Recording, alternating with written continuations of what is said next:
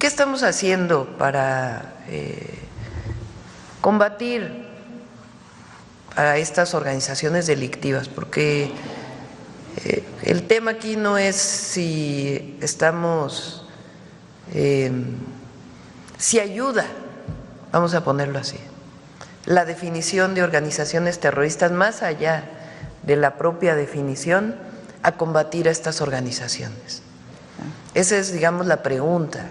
¿Y cuáles serían las implicaciones? Porque finalmente, ¿qué es lo que ha manifestado públicamente el presidente Trump? Que no quiere que llegue fentanilo a los Estados Unidos. Pues nosotros no solo no queremos que llegue fentanilo a Estados Unidos, sino no queremos que llegue a ningún lado. O sea, nosotros estamos combatiendo a estos grupos criminales y lo que queremos es la colaboración y la coordinación. Las decisiones unilaterales no ayudan, lo que ayuda es la colaboración. Entonces, lo que estamos haciendo es un análisis jurídico de qué implicaciones tendría para pues diversas organizaciones que no están vinculadas y que pudieran con esta decisión generar un problema económico, digamos, y en todo caso hacerle un planteamiento a Estados Unidos, que es lo que estamos trabajando, de cómo colaborar juntos, cómo coordinarnos para disminuir la violencia en México, evitar el tráfico de armas de Estados Unidos a México y al mismo tiempo, pues evitar que llegue esta droga a los Estados Unidos o a cualquier joven de cualquier lugar del mundo. Entonces, ¿qué estamos haciendo nosotros?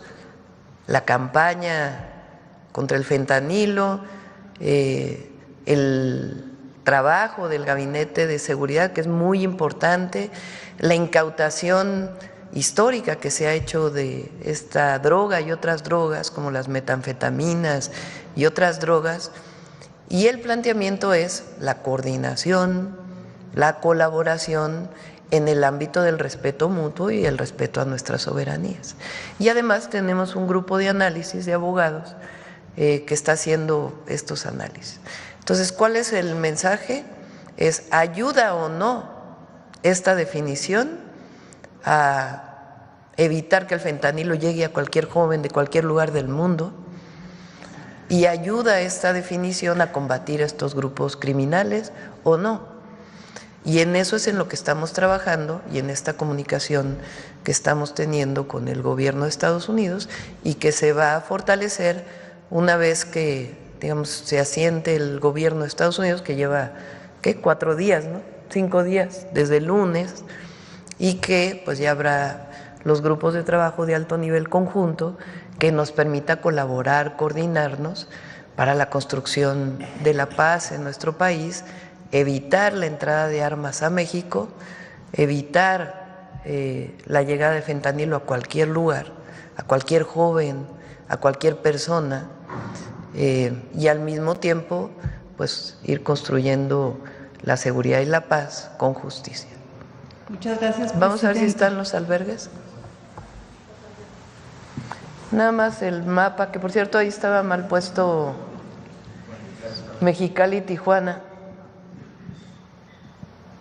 Ahí está. En Baja California son 2 centros de atención que tienen en algunos lugares más espacios para albergues, o sea, porque albergues que te quedas ahí, ¿no? Y el objetivo no es que permanezcan ahí mucho tiempo las familias, depende de ellos, es voluntario o la persona, sino que los podamos trasladar ya con un empleo y todos los apoyos que se están dando a su lugar de origen o a donde ellos decidan. Entonces son 2 en Baja California, Tijuana y Mexicali, 1 en Nogales, Sonora, 1 en Ciudad Juárez, 1 en Nueva Rosita, en Coahuila, 1 en El Carmen, Nuevo León, y 3 en Tamaulipas, Matamoros, Reynosa, Nuevo Laredo. Hay personal de las distintas secretarías, se están montando estos centros de atención, esperemos que estén listos este fin de semana, y el lunes ya también incluso podrán podemos presentarlos aquí, podemos mostrarlos, y la idea es que quien decida regresar de manera voluntaria o que por alguna razón sea deportado, podamos recibirlo con este programa que se llama México te abraza. Sí, bueno, hay ya no lo mostré en ahorro de tiempo, pero por ejemplo el foro indígena, participaron los 68 pueblos, el foro fueron cerca de 4,000 personas, entre representantes de las comunidades, las autoridades de las comunidades, los consejeros de los pueblos, además de delegaciones de diferentes regiones que acudieron por motu propio y por su pie a participar. Entonces, en el caso de los pueblos indígenas se desbordó porque además en cada uno de los 57 foros hubo una mesa dedicada a los pueblos indígenas para que la perspectiva de cada uno de los temas, de energía, de proyectos de infraestructura, en materia de propuestas económicas, en fin, todos los aspectos que aborda el Plan Nacional de Desarrollo, estuviera el punto de vista de los pueblos originarios. Y así, por poner otro ejemplo, que también fue muy participativo, por primera vez se consultó a los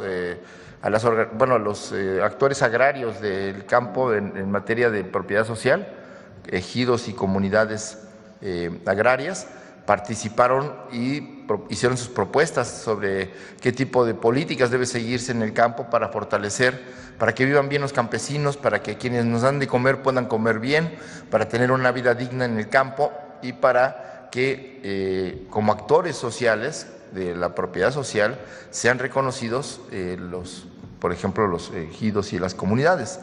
En el caso de economía, hubo una alta participación de empresarios, digamos, tanto de organizaciones gremiales empresariales como de sectores importantes de empresarios de alto nivel que tienen empresas importantes en todo el país y como pequeños y medianos empresarios. Entonces, de tal manera que la pluralidad, no podría decir que hay algún tema donde hubo más participación.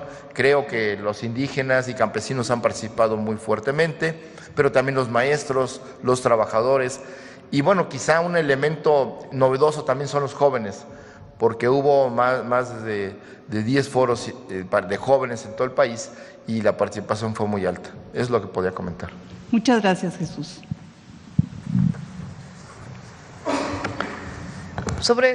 Me quedé con sobre este tema que preguntaste de catalogar a algún grupo criminal como terrorista.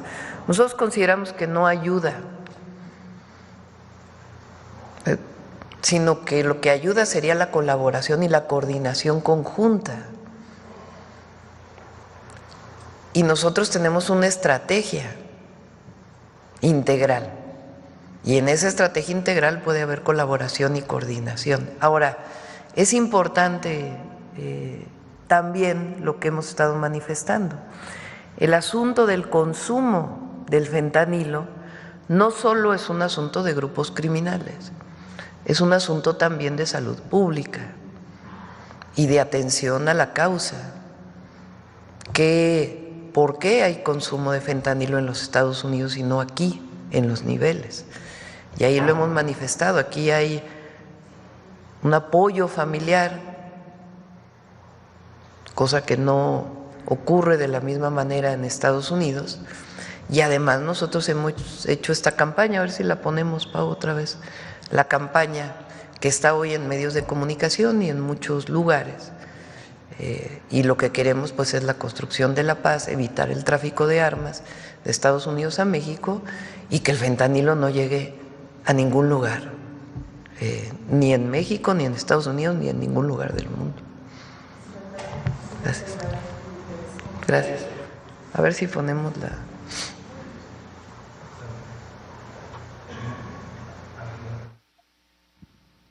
El fentanilo te mata y lo ponen en otras drogas para engancharte. Te destruye los músculos y el cuerpo, causa paranoia y pensamientos suicidas. Provoca paros respiratorios y ataques cardíacos. Mata tus neuronas y el cerebro. Aléjate de las drogas. Elige ser feliz. Si necesitas ayuda, llama a la línea de la vida, 800-911-2000. Gobierno de México. Adelante. Muchas gracias, Presidenta. Buenos días. Luis Ángel Marín, de la cadena Radio Resultados. Sobre el tema, primero, preguntarle a Jesús, hablaba Jesús de pues que el foro del tema de las comunidades indígenas y afromexicanas había sido los más concurridos. Preguntarle si las propuestas, ¿hay alguna que hable acerca del respeto a las tradiciones, a los dialectos, a las lenguas, pero sin dejar de que haya progreso en las comunidades? No sé si hubo un tema que tenga que ver con eso, sería mi primera pregunta.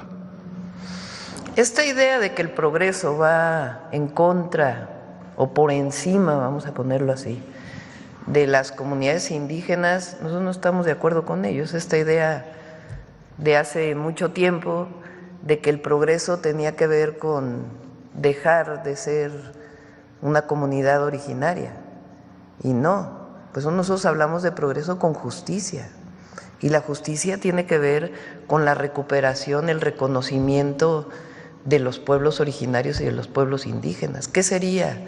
No seríamos lo que somos como país si no fuera por las culturas originarias. Entonces, cuando hay una obra en algún lugar, ¿qué es lo que se hace? Una consulta. Ayer comentábamos que uno de las experiencias muy reveladoras de cómo la Cuarta Transformación trabaja de una manera distinta es la presa del Zapotillo, en Jalisco. Es una presa que estuvo la obra abandonada durante mucho tiempo y que era importante para llevar agua a la zona metropolitana de Guadalajara y a las comunidades cercanas. ¿Qué se hacía antes? Pues con la represión se movía a las comunidades, muchas de ellas que iban a ser inundadas por una presa. ¿Qué se hizo ahora? Se trabajó con las comunidades, se logró una innovación tecnológica en la cortina de una presa que hoy tiene ventanas para evitar las inundaciones. Se logró un plan de justicia con todas las comunidades, reconociendo su origen, sus necesidades, su cultura, todo. Entonces, esta visión de que el progreso va por encima de las comunidades es una visión muy antigua con la que no estamos de acuerdo. Muchas gracias, Presidenta. No sé si quieres agregar algo. Gracias. Sí, nada más abonando lo que dice la Presidenta, que creo me parece importante. Hay quienes piensan que defender el maíz, que defender las culturas, defender las formas de vestir o los textiles, las aportaciones estéticas de los pueblos, la visión de los pueblos, su lengua, son elementos del pasado. Yo creo que hay que pensar que la modernidad tiene que ver también con la historia y con el origen cultural de los pueblos, y que la modernidad es justo reconocer ese origen y potenciarlo hacia el futuro, pues a través de las nuevas tecnologías, a través del respeto y el reconocimiento de los derechos plenos de los pueblos. Y un elemento central que sí estuvo presente en ese foro fue la defensa y protección de los diferentes maíces nativos de México, no solo como un grano que dio origen a las civilizaciones, que permitió la sobrevivencia y la resistencia de los pueblos, sino como un elemento de alimento para el pueblo de México que, libre de transgénicos, garantiza pues que pueda consumirse de manera segura para alimentar a la gente. ¿Qué estamos haciendo para combatir a estas organizaciones delictivas? Porque el tema aquí no es si estamos, si ayuda, vamos a ponerlo así, la definición de organizaciones terroristas más allá de la propia definición a combatir a estas organizaciones. Esa es, digamos, la pregunta. ¿Y cuáles serían las implicaciones? Porque finalmente, ¿qué es lo que ha manifestado públicamente el presidente Trump? Que no quiere que llegue fentanilo a los Estados Unidos. Pues nosotros no solo no queremos que llegue fentanilo a Estados Unidos, sino no queremos que llegue a ningún lado. sea, nosotros estamos combatiendo a estos grupos criminales y lo que queremos es la colaboración y la coordinación. Las decisiones unilaterales no ayudan, lo que ayuda es la colaboración. Entonces, lo que estamos haciendo es un análisis jurídico de qué implicaciones tendría para pues diversas organizaciones que no están vinculadas y que pudieran con esta decisión generar un problema económico, digamos, y en todo caso hacerle un planteamiento a Estados Unidos, que es lo que estamos trabajando, de cómo colaborar juntos, cómo coordinarnos para disminuir la violencia en México, evitar el tráfico de armas de Estados Unidos a México y al mismo tiempo pues evitar que llegue esta droga a los Estados Unidos o a cualquier joven de cualquier lugar del mundo. Entonces, ¿qué estamos haciendo nosotros?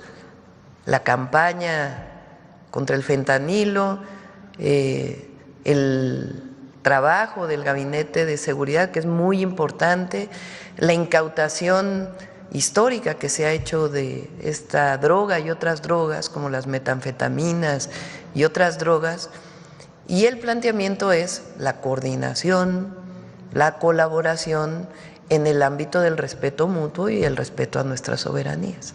Y además tenemos un grupo de análisis de abogados que está haciendo estos análisis.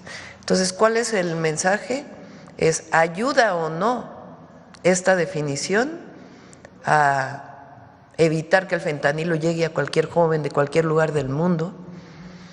¿Y ayuda esta definición a combatir a estos grupos criminales o no? Y en eso es en lo que estamos trabajando y en esta comunicación que estamos teniendo con el gobierno de Estados Unidos y que se va a fortalecer una vez que, digamos, se asiente el gobierno de Estados Unidos, que lleva, ¿qué? 4 días, ¿no? 5 días, desde el lunes, y que pues ya habrá los grupos de trabajo de alto nivel conjunto que nos permita colaborar, coordinarnos para la construcción de la paz en nuestro país, evitar la entrada de armas a México, evitar la llegada de fentanilo a cualquier lugar, a cualquier joven, a cualquier persona, y al mismo tiempo pues ir construyendo la seguridad y la paz con justicia. Muchas gracias, Vamos a ver si Presidenta. están los albergues. Nada más el mapa, que por cierto ahí estaba mal puesto Mexicali y Tijuana. Ahí está. En Baja California son 2 centros de atención que tienen en algunos lugares más espacios para albergues, o sea, porque albergues que te quedas ahí, ¿no? Y el objetivo no es que permanezcan ahí mucho tiempo las familias, depende de ellos, es voluntario o la persona, sino que los podamos trasladar ya con un empleo y todos los apoyos que se están dando a su lugar de origen o a donde ellos decidan. Entonces son 2 en Baja California, Tijuana y Mexicali, 1 en Nogales, Sonora, 1 en Ciudad Juárez, 1 en Nueva Rosita, en Coahuila, 1 en El Carmen, Nuevo León, y 3 en Tamaulipas, Matamoros, Reynosa, Nuevo Laredo. Hay personal de las distintas secretarías, se están montando estos centros de atención, esperemos que estén listos este fin de semana, y el lunes ya también incluso podemos presentarlos aquí, podemos mostrarlos, y la idea es que quien decida regresar de manera voluntaria o que por alguna razón sea deportado, podamos recibirlo con este programa que se llama México te abraza. Muchas gracias. Foro indígena. Participaron los 68 pueblos. El foro fueron cerca de 4,000 personas, entre representantes de las comunidades, las autoridades de las comunidades, los consejeros de los pueblos, además de delegaciones de diferentes regiones que acudieron por motu propio y por su pie a participar. Entonces, en el caso de los pueblos indígenas se desbordó porque además en cada uno de los 57 foros hubo una mesa dedicada a los pueblos indígenas para que la perspectiva de cada uno de los temas, de energía, de proyectos de infraestructura, en materia de propuestas económicas, en fin, todos los aspectos que aborda el Plan Nacional de Desarrollo, estuviera el punto de vista de los pueblos originarios. Y así, por poner otro ejemplo, que también fue muy participativo, por primera vez se consultó a los actores agrarios del campo en materia de propiedad social, ejidos y comunidades agrarias, participaron y hicieron sus propuestas sobre qué tipo de políticas debe seguirse en el campo para fortalecer, para que vivan bien los campesinos, para que quienes nos dan de comer puedan comer bien, para tener una vida digna en el campo y para que como actores sociales de la propiedad social sean reconocidos por ejemplo, los ejidos y las comunidades. En el caso de economía, hubo una alta participación de empresarios, digamos, tanto de organizaciones gremiales empresariales como de sectores importantes de empresarios de alto nivel que tienen empresas importantes en todo el país y como pequeños y medianos empresarios. Entonces, de tal manera que la pluralidad, no podría decir que hay algún tema donde hubo más participación. Creo que los indígenas y campesinos han participado muy fuertemente, pero también los maestros, los trabajadores. Y bueno, quizá un elemento novedoso también son los jóvenes, porque hubo más de 10 foros de jóvenes en todo el país y la participación fue muy alta. Me quedé con sobre este tema que preguntaste de catalogar a algún grupo criminal como terrorista. Nosotros consideramos que no ayuda, sino que lo que ayuda sería la colaboración y la coordinación conjunta. Y nosotros tenemos una estrategia integral. Y en esa estrategia integral puede haber colaboración y coordinación. Ahora, es importante también lo que hemos estado manifestando. El asunto del consumo del fentanilo no solo es un asunto de grupos criminales, es un asunto también de salud pública y de atención a la causa. ¿Por qué hay consumo de fentanilo en los Estados Unidos y no aquí, en los niveles? Y ahí lo hemos manifestado. Aquí hay un apoyo familiar, cosa que no ocurre de la misma manera en Estados Unidos. Y además nosotros hemos hecho esta campaña, a ver si la ponemos, Pau, otra vez, la campaña que está hoy en medios de comunicación y en muchos lugares.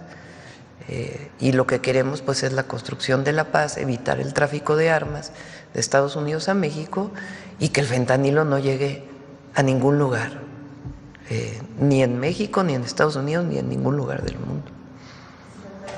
Gracias. Gracias. A ver si ponemos la...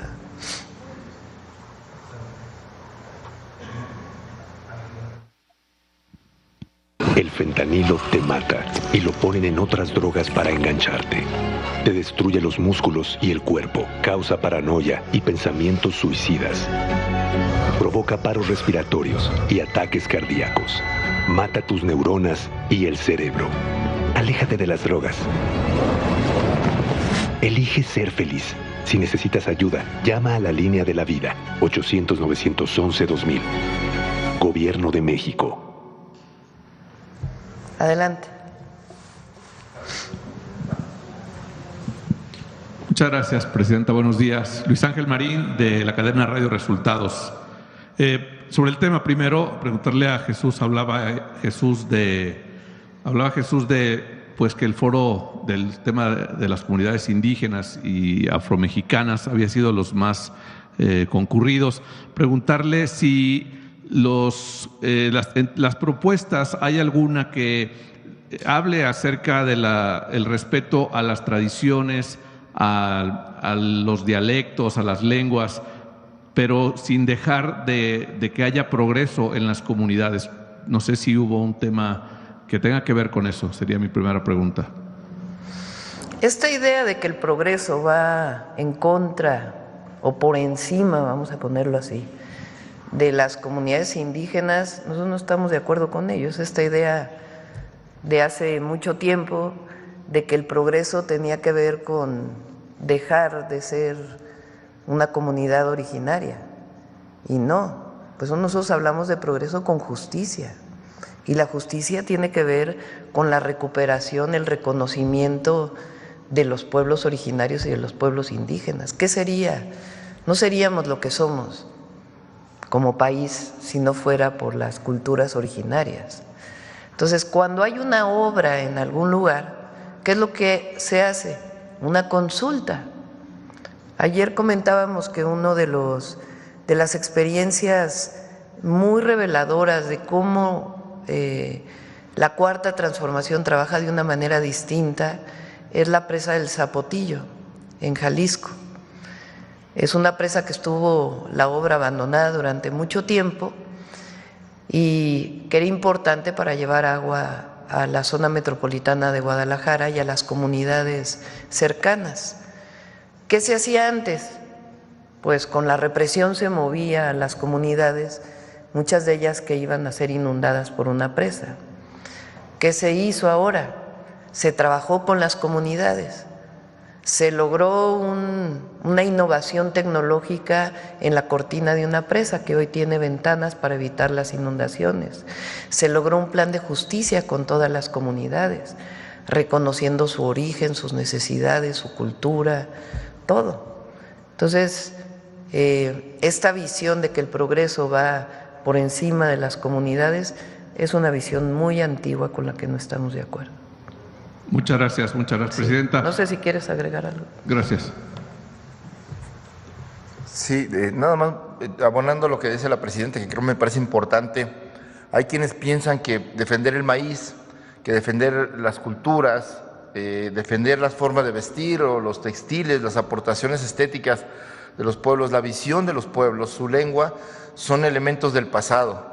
Yo creo que hay que pensar que la modernidad tiene que ver también con la historia y con el origen cultural de los pueblos, y que la modernidad es justo reconocer ese origen y potenciarlo hacia el futuro, pues a través de las nuevas tecnologías, a través del respeto y el reconocimiento de los derechos plenos de los pueblos. Y un elemento central que sí estuvo presente en ese foro fue la defensa y protección de los diferentes maíces nativos de México, no solo como un grano que dio origen a las civilizaciones, que permitió la sobrevivencia y la resistencia de los pueblos, sino como un elemento de alimento para el pueblo de México que, libre de transgénicos, garantiza pues que pueda consumirse de manera segura para alimentar a la gente. Entonces, ese son junto con el empresario Carlos Slim o sus empresas. Entonces, ¿de dónde sacan eso? Segundo, México es un país grandioso y no vamos a permitir que se le etiquete, que se asocie a México con el tema del narcotráfico, como han querido ponerlo en muchas de las series. Entonces, estamos avanzando en la estrategia de seguridad, pero México es un país grandioso. Somos una potencia cultural. Nuestras familias son solidarias, nuestros pueblos son originarios y solidarios. Se recupera la grandeza de México. Y por eso este himno migrante me gustó mucho, porque es el legado de grandeza lo que tenemos. Pues México además es la 12ª economía del mundo. Aquí se produce una gran cantidad de vehículos, se produce desde la producción primaria hasta los servicios. Ayer presentó Josefina que aumentó casi en 8% el turismo en el cierre del 2024 frente al año anterior. Y muchos de los que vienen a México son ciudadanos estadounidenses que vienen a gozar de la grandeza de nuestro país, de sus playas. En la Ciudad de México ha aumentado muchísimo el turismo. Entonces, México es un país grandioso y tenemos que estar muy orgullosos. Y este asunto de que en una red social se ponga una palomita, un corazón a algo que es falso, pues no ayuda. Entonces, y aquí también hay muy buenos empresarios en México y empresarias que invierten todos los días en nuestro país. Entonces, no estamos de acuerdo con eso. Y la defensa de México siempre, de quienes somos, y además, repetimos, es falso, tan es falso, pues que no hay ninguna investigación en ningún lugar del mundo. Por otro lado, en el tema también de las persecuciones, como usted ha comentado que en Nuevo León hay problemas con la Fiscalía, últimamente se está haciendo una persecución política a Alejandra Morales, que se presentó como candidata al municipio de San Nicolás de los Garza por Movimiento Ciudadano. Hoy se la trata de vincular a proceso y se trató de aplicarle prisión preventiva y solo no se le ha aplicado por el hecho de estar embarazada. Me gustaría saber su opinión sobre el uso de las fiscalías en temas políticos. Se la acusa por violencia política. Las fiscalías tienen que hacer investigaciones con base a pruebas, con base a las carpetas, a las pruebas que tienen para construir sus carpetas de investigación. Entonces, el uso político no debe ser, pero no conozco este caso, la verdad. No podría yo determinar, tendría que determinar la Fiscalía. La declaración por la que se le acusa es que le dijo a Liliana Olivares del PAN: definitivamente es vergonzoso que mujeres como ella estén en cargos de poder para no poder, porque realmente no puede tomar ni siquiera una decisión. Y por eso es que se le está vinculando a proceso. No. Si este es el caso, pues no estoy de acuerdo. Okay. No, las fiscalías tienen que actuar con pruebas y no políticamente. Eso. Y ya por último, ayer, previo a los 100 días de gobierno de Clara Brugada, se entregaron los primeros apoyos a los varones, a varones de 60 a 64 años. Usted lo prometió el 1 de octubre, habló que se iba a aplicar. ¿Cuándo se va a extender al resto del país? Porque estoy seguro que muchos varones están deseando. Bueno, a ver, el programa, y así lo defiendo yo, es para mujeres. Los estados pueden, por supuesto, dar la parte que le corresponde a los varones. ¿Y por qué? Las mujeres hemos estado vinculadas a los cuidados, no porque deba ser así, siempre lo aclaro. Tenemos que colaborar en el cuidado del hogar, en el cuidado de los hijos, la pareja, porque hay distintas parejas, pero en particular en la pareja hombre-mujer, pues tienen que colaborar los dos en el hogar. Esta idea de catalogar, de orientar a que las mujeres somos las que tenemos que lavar los trastes, trapear, llevar a los hijos a la escuela, cuidarlos, es esta idea del pasado de que la mujer era la que se quedaba en el hogar y el hombre salía a trabajar. Todos tenemos que colaborar en el trabajo de los cuidados, pero las mujeres hemos sido las que estamos vinculadas a los cuidados. Entonces, lo digo así siempre en las asambleas desde la campaña y lo pregunto al auditorio en las asambleas: ¿quiénes somos las que nos dedicamos al cuidado de los hijos? Y unánimemente varones y mujeres dicen las mujeres. ¿Quiénes somos las que principalmente estamos cuidando del hogar? Las mujeres. ¿Quiénes somos las que, de broma siempre digo, cuidamos hasta los maridos? Sí, porque es algo que parece que esa es la tarea que se nos ha dado y la hemos desarrollado, repito, no porque sea correcta, pero así ha sido. Entonces, el apoyo que estamos dando, el apoyo de Mujeres Bienestar de 60 a 64, tiene que ver con el reconocimiento de ese trabajo, porque es un trabajo no remunerado, es un trabajo que muchas veces está asociado a dobles o triples jornadas para la mujer, y entonces es un reconocimiento a ese trabajo que hemos hecho las mujeres. Y además permite que las mujeres tengan un apoyo económico que a veces no tienen, porque esperan que la pareja le dé el recurso para poder tener sus propios gastos. Y en este caso, aunque es poco recurso, pues es para ellas, para que ellas decidan en qué lo utilizan directamente.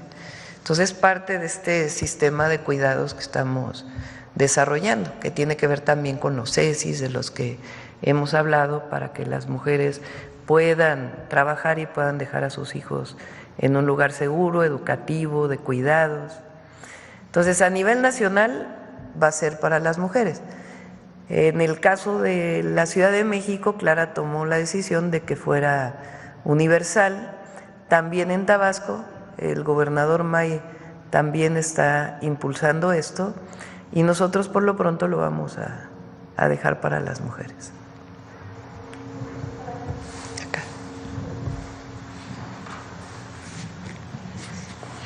Muy buenos días, doctora Janet Galindo, de Grupo Transmedia La Chispa. Primeramente, quisiera saber, en cuanto a este Plan Nacional de Desarrollo, en torno a la participación de los jóvenes, ¿qué porcentaje aproximadamente fue la participación de los jóvenes? Y también en los foros que se llevaron a cabo en cuanto a las escuelas, tengo entendido que también estuvieron participando padres de familia. ¿Cuáles han sido las mayores demandas por estas personas, jóvenes y padres? Gracias. Bueno, fue muy fuerte y muy alta la participación de jóvenes, tanto de zonas rurales como de las ciudades. Y bueno, pues las demandas van desde la educación, mejorar el proceso de educación. Se habló mucho del tema de la construcción de la paz, del tema de adicciones, que es un tema que preocupa, porque pues las nuevas sustancias o las formas en las que las nuevas drogas están entrando a las escuelas, pero también a los procesos de trabajo, pues están afectando ya a sectores del campo como de la ciudad. Y al mismo tiempo, bueno, pues hay demandas de promover mayor acercamiento a la cultura, contra el centralismo cultural que luego las capitales de los estados tienen, de acercar la cultura a todas las regiones, de también tomar en cuenta lo que se hace, el trabajo, la creatividad de los jóvenes que no tienen forma de darse a conocer más allá de las redes. Entonces también buscar formas de promoción cultural, de formación y de exposición de sus trabajos, más o menos, y temas de deporte, que pues apertura más de espacios públicos, de lograr que haya una infraestructura pues suficiente para hacer deporte, para poder también convivir y hacer de los espacios públicos y deportivos pues espacios donde se promueva la salud, el buen vivir y la comida sana. En algún momento dado, en cuanto a la recuperación de la cultura, se ha pedido recuperación también en las escuelas de lenguas maternas, de lenguas indígenas también.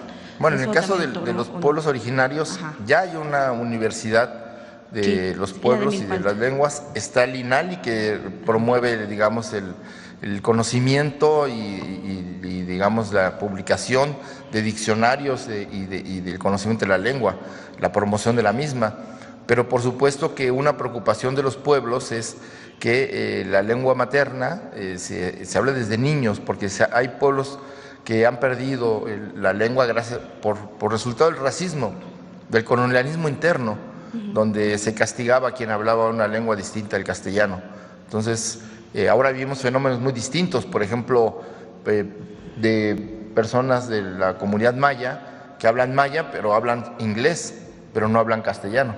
entonces producto de las migraciones. Entonces ya hay fenómenos que sí, hay una petición de que se promueva la educación desde la primaria con lengua, y que también en la universidad pues una de las opciones de aprendizaje de la lengua no sea solo el inglés, sino una lengua originaria. Entonces, sí hay esta reflexión y estas propuestas para fortalecer las lenguas maternas originarias de México. Ok, muchísimas gracias, Presidenta. Pues en otro tema, ayer el Comité de Evaluación del Poder Judicial de la Federación informó que no acatará el fallo del Tribunal Electoral, y así también está pidiendo pues la intervención de la Suprema Corte de Justicia. Nos gustaría saber su opinión en torno a este tema, Presidenta, perdón. Doctora. Sí. Claudia. Doctora, Presidenta.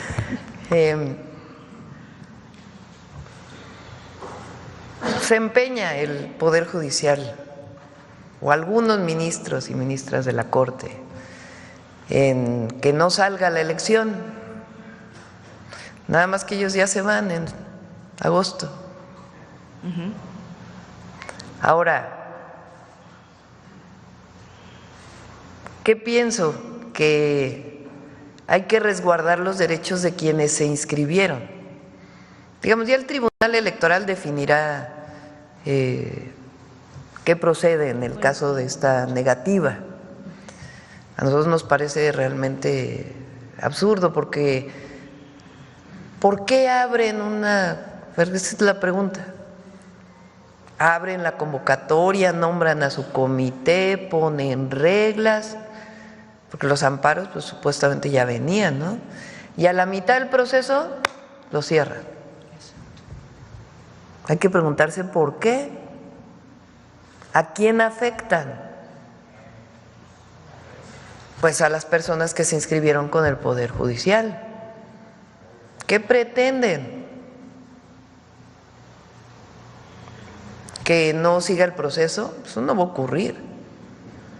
Entonces el Tribunal Electoral, la Sala Superior, tiene que determinar qué hacer para resguardar los derechos de las personas que se inscribieron con el Poder Judicial, dado que el Poder Judicial se niega a seguir con su proceso. Puede dividir, por ejemplo, entre los otros dos comités, por decir algo, una hipótesis, para la evaluación de las personas que se inscribieron ahí.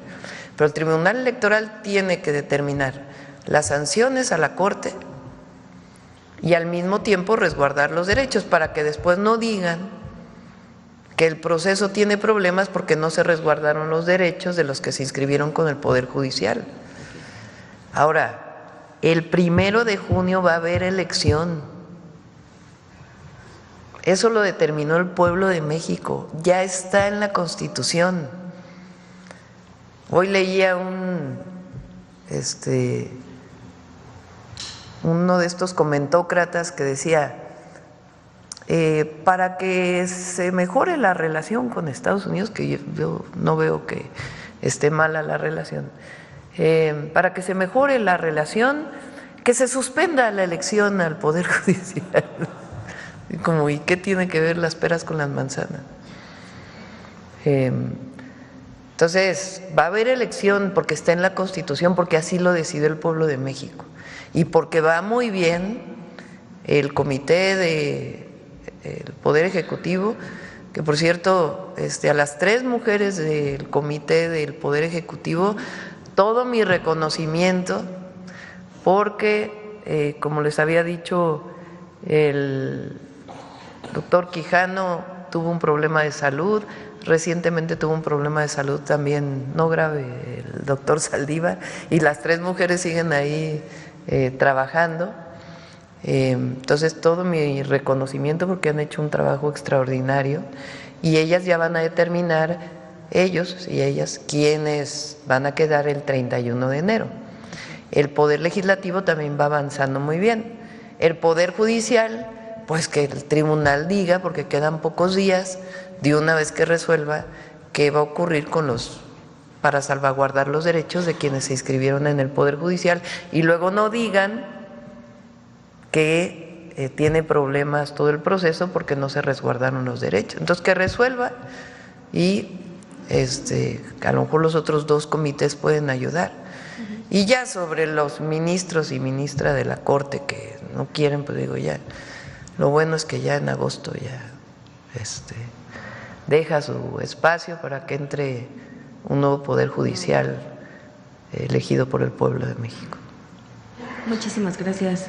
Y en otro tema, no sé si nos pudiera comentar o profundizar un poquito más sobre la llamada que tuvo ayer con el presidente de Brasil, con Lula da Silva, cuáles fueron los temas de mayor trascendencia. Muchísimas Hablamos gracias. Él hizo la llamada y agradezco mucho. El presidente Lula es pues un hombre extraordinario que es un símbolo no solamente de Brasil y la lucha progresista, sino también de América Latina. Entonces hablamos de la situación actual, se solidarizó con las y los mexicanos que viven en Estados Unidos, a lo cual le agradecí, y platicamos un poco de cómo veíamos la CELAC. La CELAC es pues una unión de todos los países de América Latina y el Caribe que toma decisiones por consenso. En marzo deja la presidenta Xiomara la presidencia y entra el presidente Petro, de cómo fortalecer esta organización, nuestra solidaridad con Panamá. Hablamos de varios de estos temas y también de temas bilaterales, educativos, culturales, de la relación con Brasil. Me invitó a que asistiera a Brasil, le dije que pues ya le agradecía muchísimo y ya lo veríamos, y también pues evidentemente la invitación a que pudiera venir el presidente Lula, pero ya lo iremos viendo. Gracias.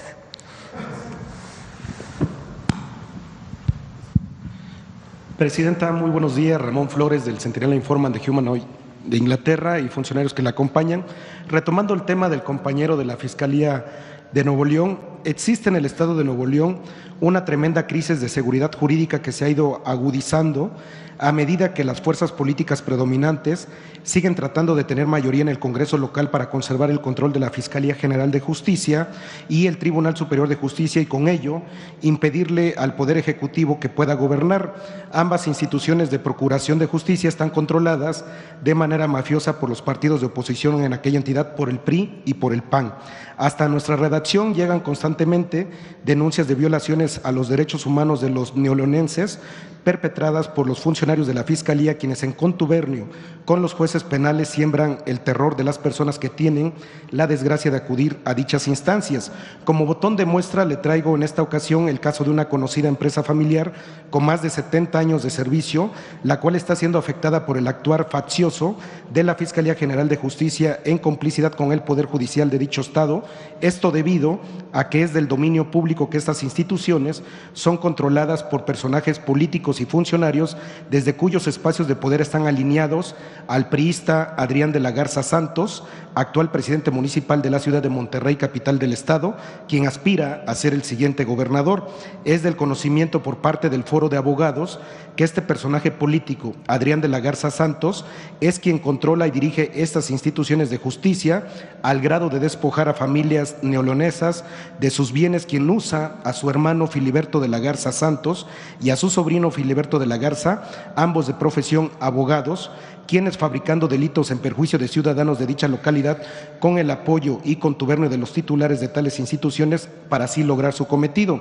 Tenemos documentado, ahorita le voy a pasar todos los documentos a Paulina, que un asunto de carácter mercantil suscitado entre dos hermanos que disputan derechos societarios de la empresa, Adrián de la Garza, el presidente municipal, así como su hermano y sobrino contra todo derecho, lo convirtieron en un asunto penal, acusando a uno de los hermanos de cometer el supuesto delito de despojo de la empresa familiar, siendo que dicho hermano es dueño del 50% de la empresa. El mecanismo que usan para apropiarse de grandes cantidades de dinero, propiedades y valores consiste en presentar denuncias y de inmediato decretan el aseguramiento de los bienes.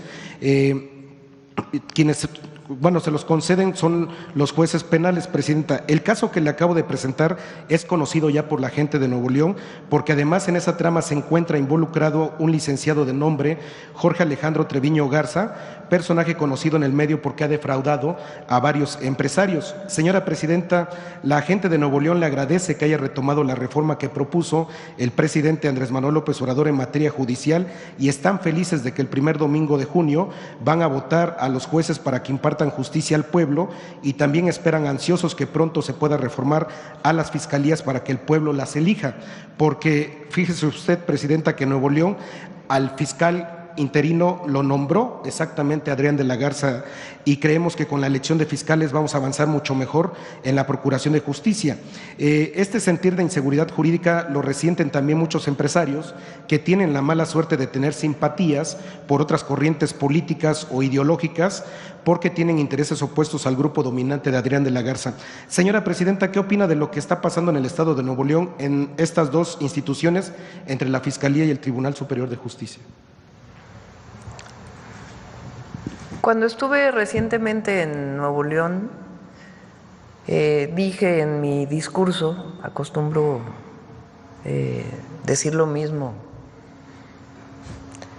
que no tendría por qué politizarse un asunto de seguridad y justicia, más allá de las denuncias que haces, que en todo caso se tienen que analizar. No ha podido ser nombrado un fiscal, entonces hay un fiscal interino y hay muy poca coordinación entre la Fiscalía y la Fuerza Civil de Nuevo León. ¿En qué se traduce eso? Pues que han aumentado los homicidios. ¿Y qué le interesa al pueblo de Nuevo León? Pues la seguridad y la justicia.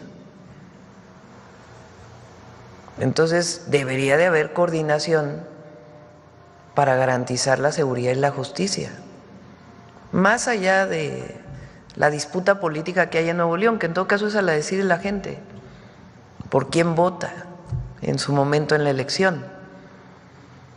Pero el fiscal interino que esté ahora, si es que no hay acuerdo ahí entre las fuerzas políticas para nombrar un fiscal o una fiscal, pues tienen que dedicarse a su tarea de hacer carpetas de investigación para garantizar la paz y la seguridad.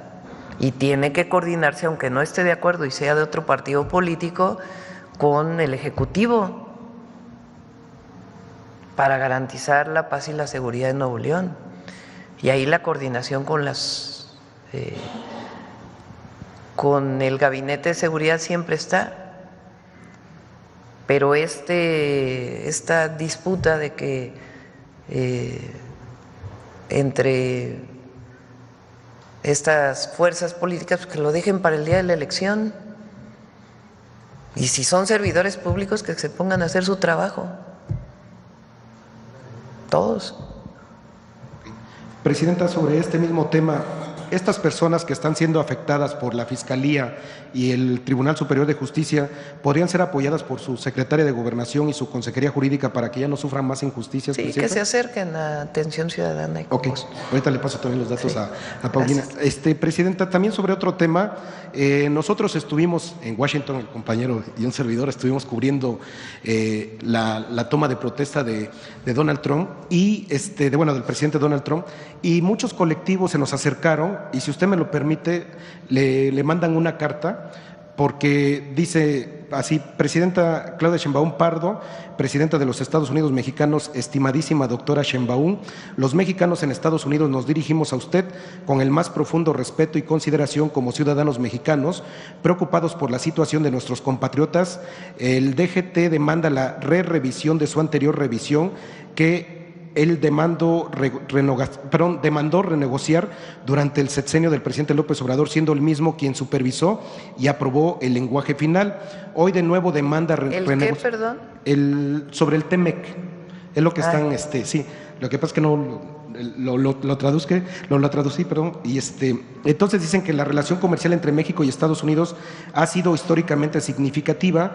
México es hoy el socio comercial número 1 de Estados Unidos desde la fundación de Hoy los mexicanos en Estados Unidos contribuimos con aproximadamente $4 trillones anualmente al Producto Interno Bruto estadounidense, de un total de 35 trillones anuales. Además, las remesas que se envían a México alcanzan hoy los 73 billones de dólares, y hoy es solo una parte de nuestra participación a la economía mexicana.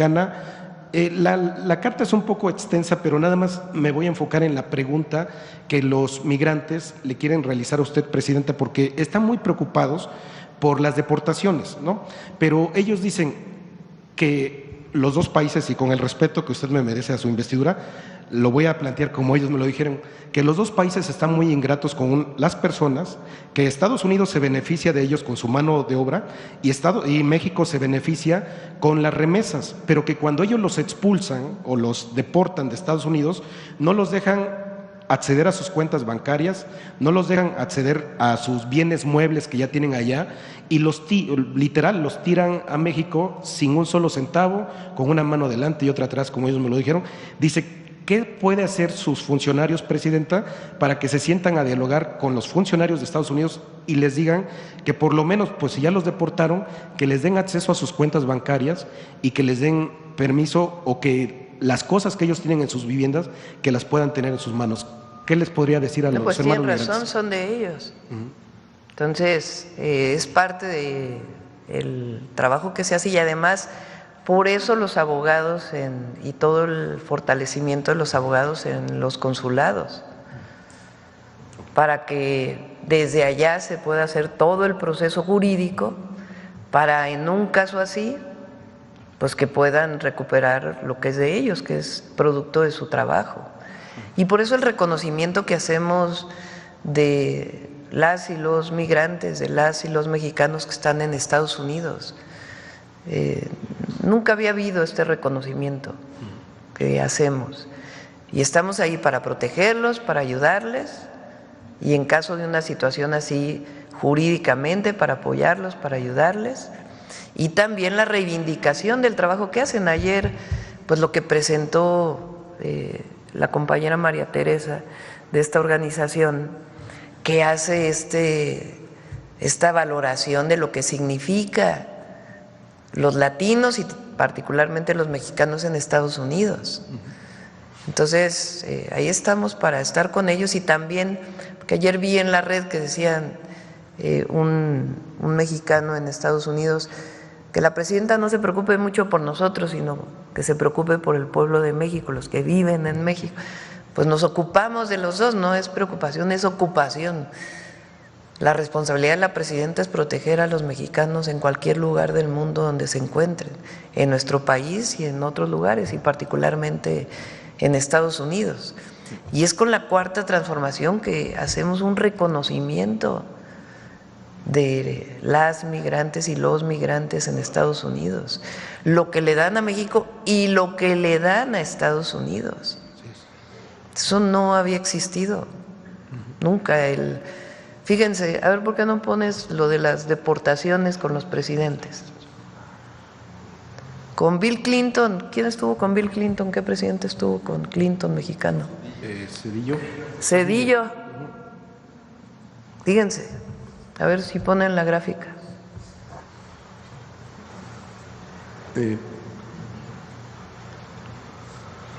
Demócrata. Sí.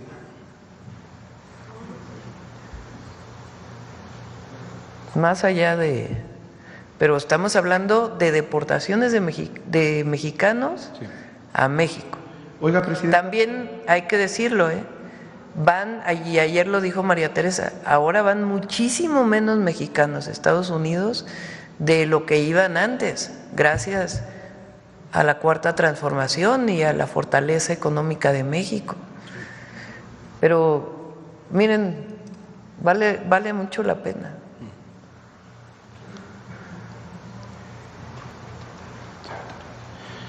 Presidenta, mientras está la imagen, me dejaría enseñarle una imagen de la Casa Blanca que está publicando en estos momentos, donde están criminalizando prácticamente a nuestros hermanos migrantes mexicanos y son menores de edad. ¿Me permite acercarle para que lo vemos ahorita, ¿sí? Si quiere. Okay. Ahorita le pido sí, porque están encadenados de manos y de pies, bueno, y son menores de edad. Por eso hay que ver de qué se trata, porque… Pero es de la Casa Blanca. Hay que ver ahorita de qué se trata. Okay.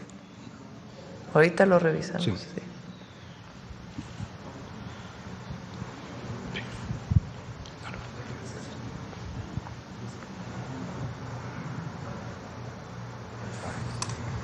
No, es la de los presidentes. Viene con todos los presidentes el número de deportaciones. Ahorita lo revisamos. Sí.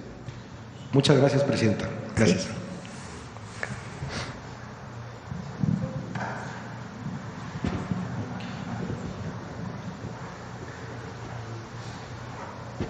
Ahí está, mira. Miren Bill Clinton, el número de deportaciones de mexicanos por año, 1 millón en el 2000.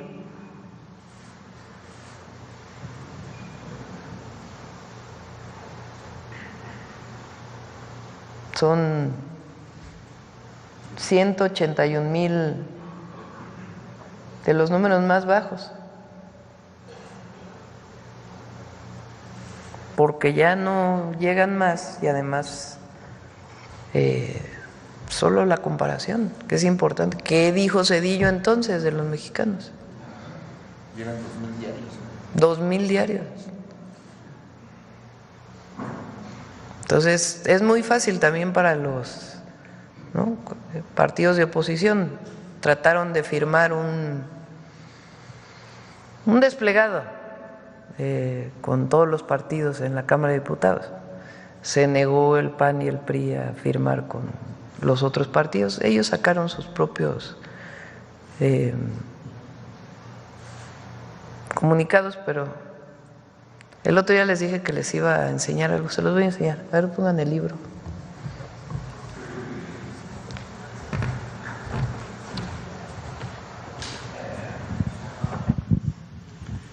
Miren, este es nada más para que, esto es histórico, no sé si conocen este libro de Labastida, Francisco Labastida Ochoa, La duda sistemática, autobiografía política, epílogo de Luis Rubio.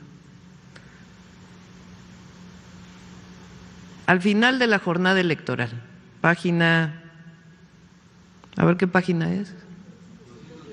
218, a ver si corresponde, porque es fíjense, durante esas horas finales hubo mucha tensión al final de la jornada electoral, 2000 estamos hablando, ¿no? La elección de Fox. Me enteré de que el presidente Zedillo estaba grabando un mensaje. Le hablé y no me tomó la llamada. Líbano Sáenz sí me llamó, en parte para conocer cómo iba todo y en parte para disfrazar lo que Zedillo planeaba hacer. Cuando estaba iniciando mi discurso, la transmisión se interrumpió para pasar el mensaje del presidente Zedillo. Como resulta lógico, he reflexionado mucho sobre los hechos. Para los jóvenes, Francisco Labastida era el candidato del PRI a la presidencia de la República en el año 2000.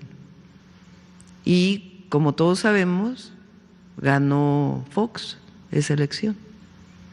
La primera vez que el PRI no ganaba la presidencia y que ganaba el PAN. Como resulta lógico, he reflexionado mucho sobre los hechos que se dieron ese día, como de interrumpir mi intervención cuando estaba dando el mensaje de Labastida entre el mensaje de Zedillo. Y me pregunto, ¿fue casual que Zedillo me entregara el partido quebrado financieramente? También dudo de que fuera fortuita la falta de solidaridad al negarse que se difundieran desde mi campaña los logros económicos de su gobierno. No, bueno, sigue después, ¿verdad? Y sus instrucciones a los gobernadores para que torpedearan mis giras. ¿Qué lo motivó a Zedillo para, de acuerdo con este libro, boicotear de alguna manera la campaña de Labastida? ¿Qué lo motivó?, se pregunta Labastida en su libro. La razón principal podría ser esta: cuando el gobierno de Estados Unidos le hizo a México el préstamo de $40,000 millones para afrontar la crisis desatada por el error de diciembre, entre comillas, la crisis económica del 94,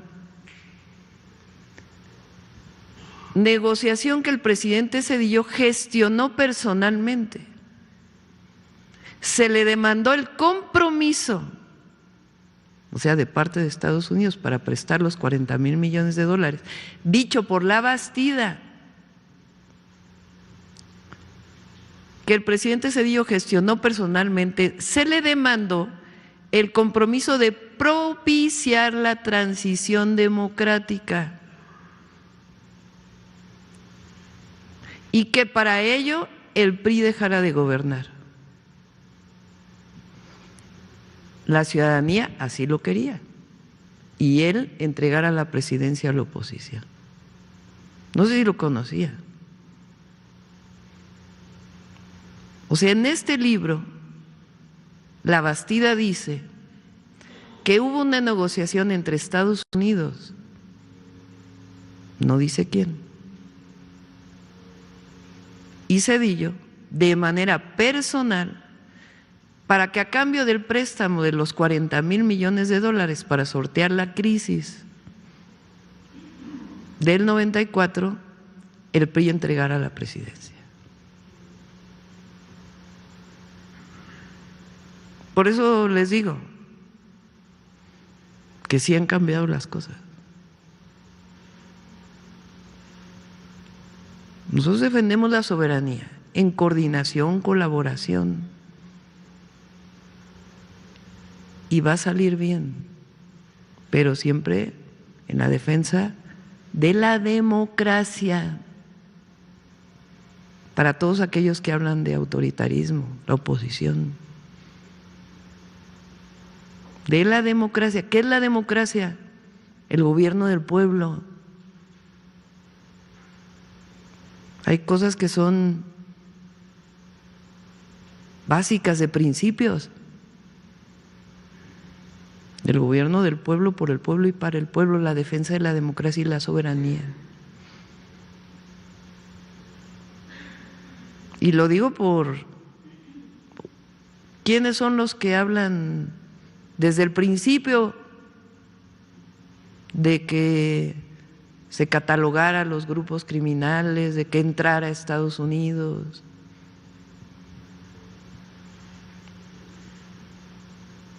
¿Y quiénes son los que negociaron? Dicho por Labastida, ¿eh? También lo dijo Madrazo.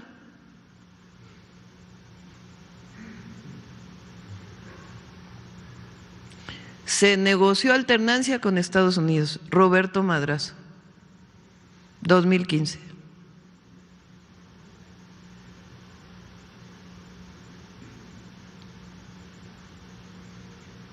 Ahí se las dejo para el fin de semana, para que la analicen. Lo platicamos el lunes nuevamente, porque esto es historia, ¿eh? Esto es cómo